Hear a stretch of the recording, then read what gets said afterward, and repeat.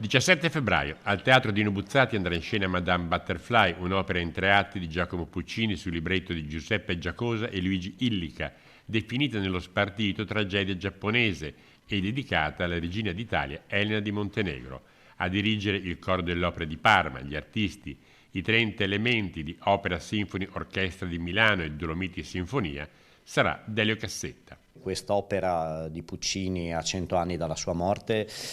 dà tanti significati e ha tante chiavi di lettura che io credo e spero che il pubblico bellunese, sempre attento e esigente, saprà apprezzare. La prima rappresentazione ebbe luogo al Teatro alla Scala di Milano il 17 febbraio 1904, dopo che Puccini scelse il soggetto della sua sesta opera, che oggi è tra le più rappresentate al mondo, dopo aver assistito al Duke of York Theatre di Londra, nel giugno 1900, alla tragedia in un atto Madame Butterfly di David Belasco, a sua volta tratta da un racconto dell'americano John Luther Long dal titolo Madame Butterfly, pubblicato nel 1898. La trama di questa tragedia è proprio quella di un rapporto tra una donna giapponese e un ufficiale americano, quindi oltre alla bellezza dei costumi, quindi l'aspetto estetico, ma appunto i significati profondi che questa opera di Giacomo Puccini evidenzia e può